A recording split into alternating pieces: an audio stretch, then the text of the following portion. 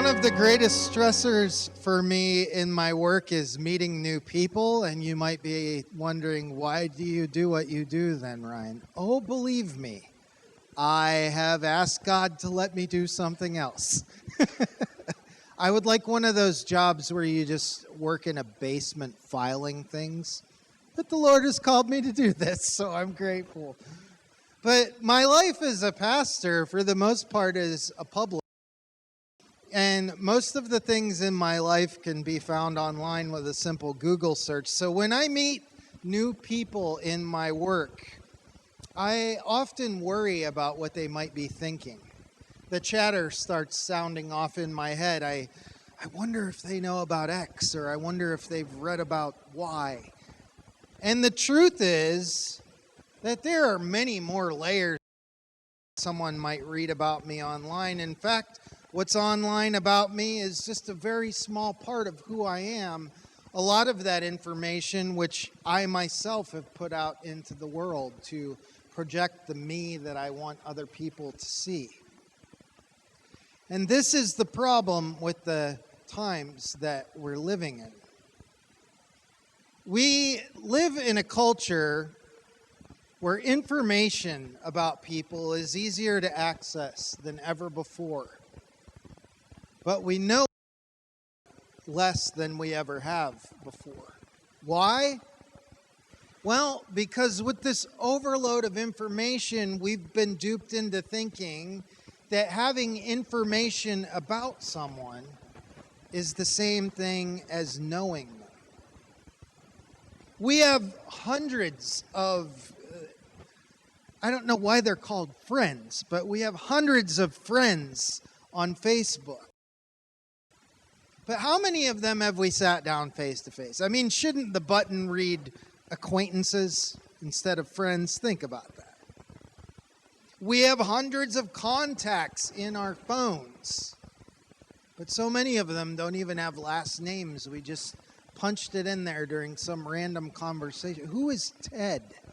I have no picture. I don't have his last name. All I have is a phone number. We might have a roofing guy or a person or a cake lady, but we don't know the ages of any of their children, nor do we know what their struggles are in life. So we might say that we know these people, but we don't. In fact, we know very little about them. They're just random, shallow connections. And now more than ever in the history of our species, truly knowing someone has become a rare commodity. There are companies that are devising new ways so that people might actually connect with one another face to face. That is the service that they offer to the world. Hannah Kent wrote in her book, Burial Rites, I love this quote. She writes, "To know what a person has done and to know who a person is are very different things." To know what a person has done and to know who a person is are very different. And I believe that is true, especially for our time. There's a very real tension in our lives here in modernity between knowing about someone and knowing someone. And our passage for today invites us to practice a better way, this business of knowing others and being known by others. And most importantly, how to share about the God of our own understanding with others. Mary just read it for us. Again, it says, "The next day Jesus decided to leave for Galilee. Finding Philip, he said to him, 'Follow me.' Philip, like Andrew and Peter, was from the town of Bethsaida. Philip found Nathanael and told him, 'We've found the one Moses wrote about in the law, and whom the prophets also wrote, Jesus of Nazareth, the son of Joseph.' Nazareth, can anything good come from there? Nathanael asked. Well, come and see, Philip said. When Jesus saw Nathanael approaching, he said of him, "Here truly is an Israelite in whom there is no deceit." "How do you know me?" Nathanael asked. And Jesus answered, "I saw you while you were still under the fig tree before Philip called you." Then Nathanael declared, "Rabbi, you are the Son of God."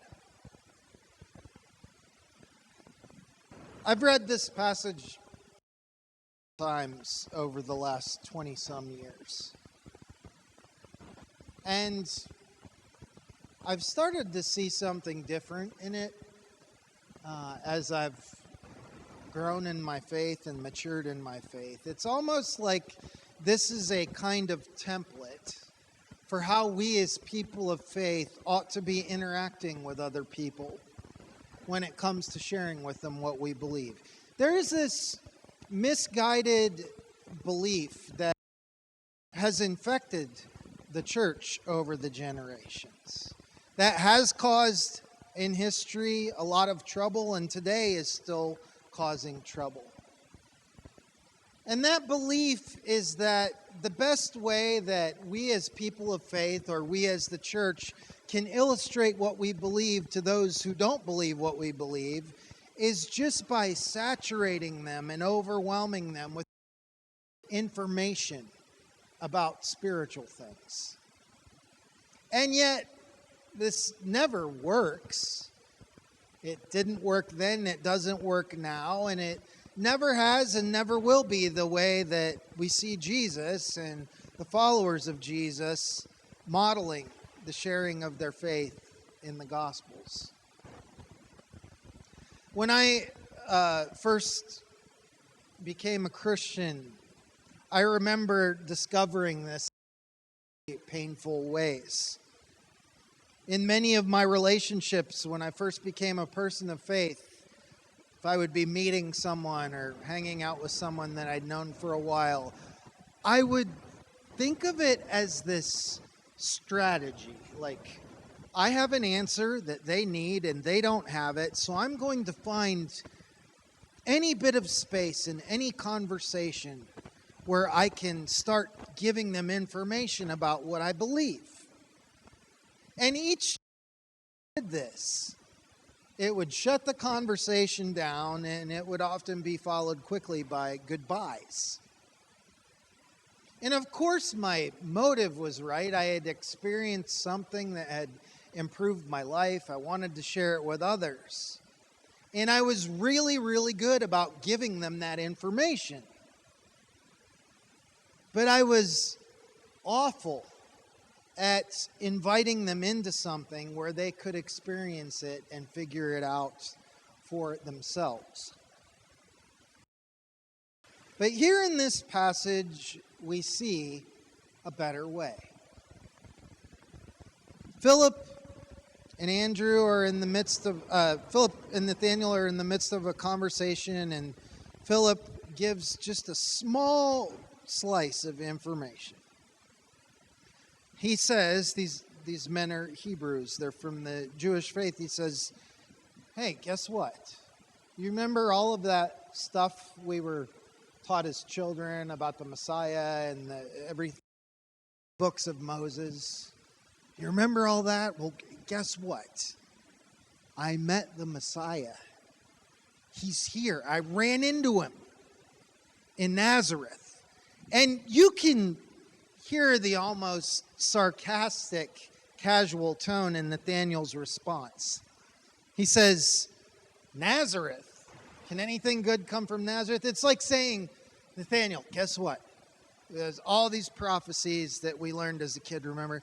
I was in Flint, Michigan last week, and I was in Youngstown, Ohio. I was in Camden, New Jersey, and I met Jesus." Of course you would be like, "Flint, Michigan? Jesus? Nah. I mean, they need Jesus, but Jesus would never be there." And the next line is profound because what most people would do at this point in the conversation is try to convince the other person with information. They would usually respond something like, well, yes, something good can come from Nazareth. Let me open my scrolls. It's right here in the prophecies. Look at this passage and look at this passage and how they complement one another, leading us up to this point in history. Here's a few news headlines. Here's some random scientific data, and I'm going to make it all coalesce for you so that I can build this convincing argument that I have met the Messiah, the Son of God. And you need to follow him, and you need to realize this, because this is the information I got that made me believe. But Philip doesn't do any of this. He answers Nathanael with 3 little words. Nathanael says, can anything good come from Nazareth? And Philip answers, come and see. Come and see.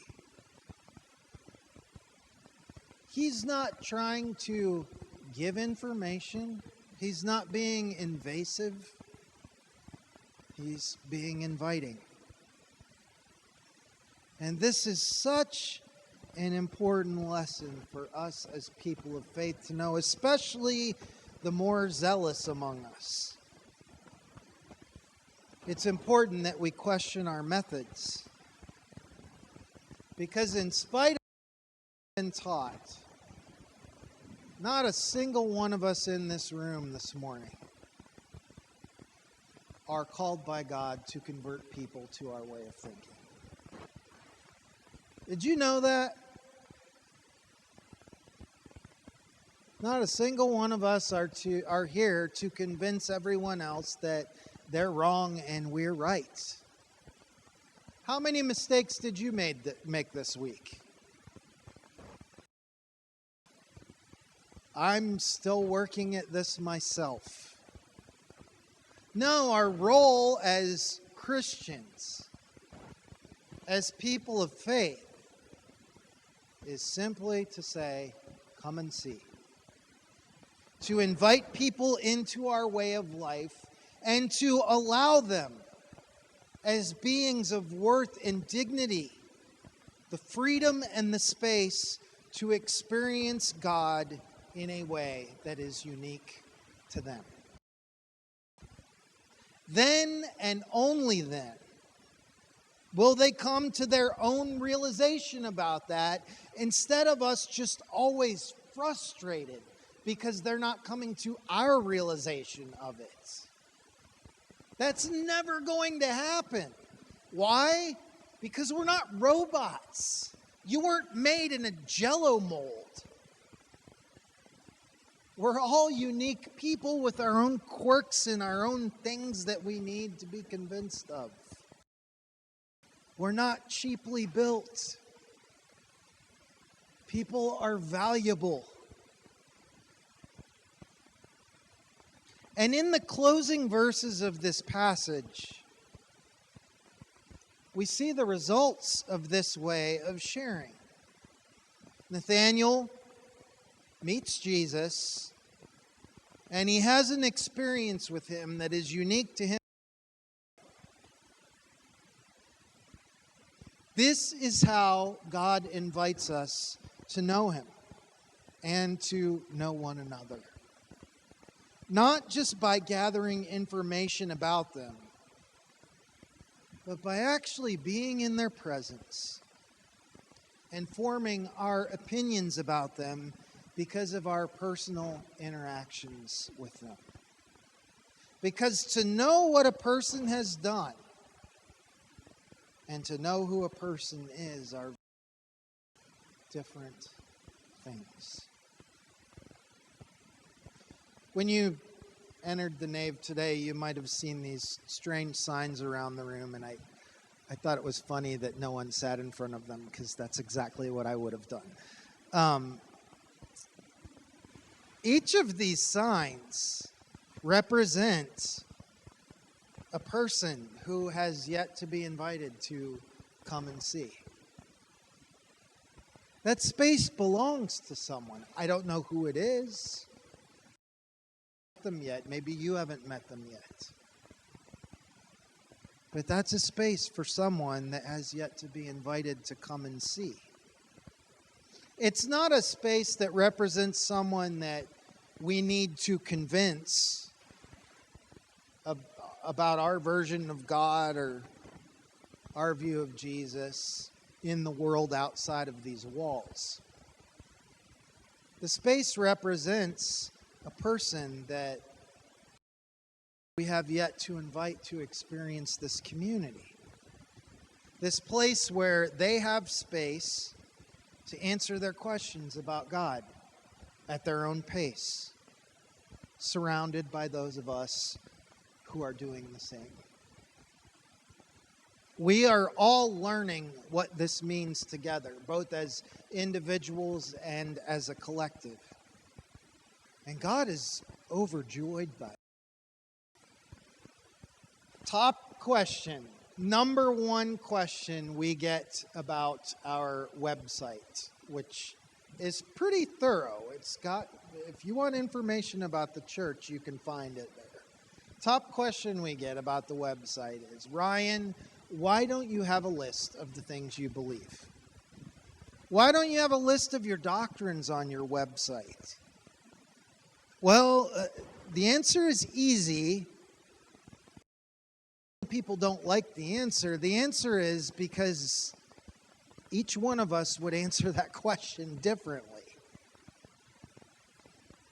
Would I really be so arrogant to presume that I could come up with a list of things that everyone in this room believes?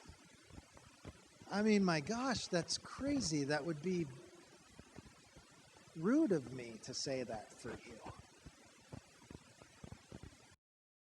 I have different beliefs about the specifics of the divine here this morning.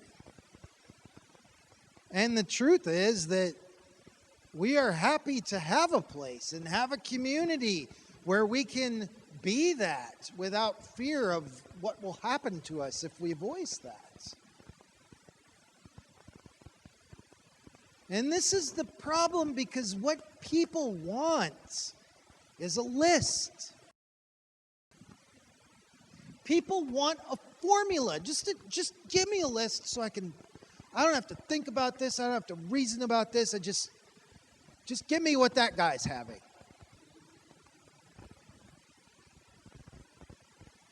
And the truth is that the Spirit of God does not lead with lists. God does not interact with human beings because of how well they follow a list. God wants to meet each and every one of us in this room this morning where we are,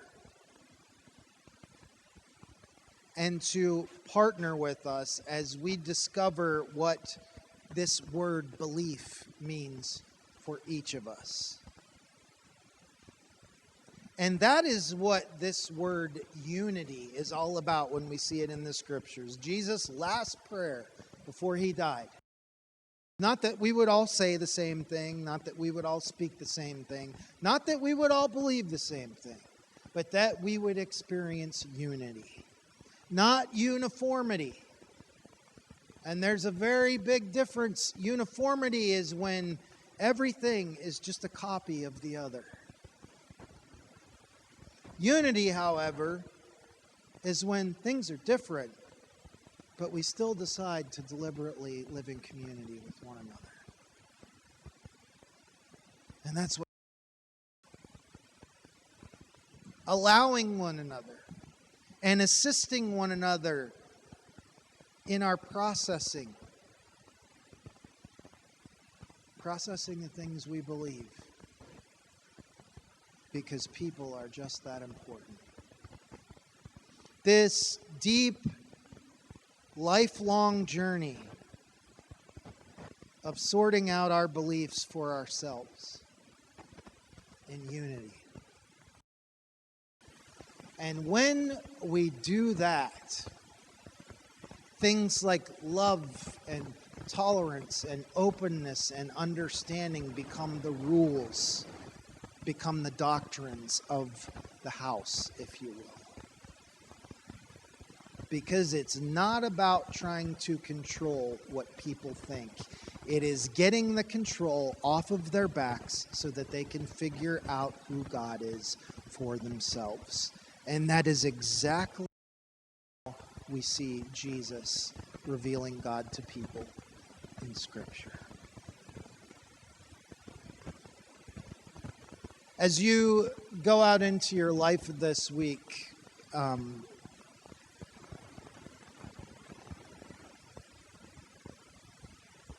just be nice to people. Don't argue with them. Love them. Be a vessel of peace in their lives. And when you make a mistake, apologize. One of the greatest witnesses of one's faith is the ability to just say, I'm sorry, I was wrong. Such foreign words in our culture. Give yourself some space and give others space. Let yourself off the hook. Let them off the hook. Be beautifully human as God created you to be the greatest witness of your faith in Jesus. Let's pray.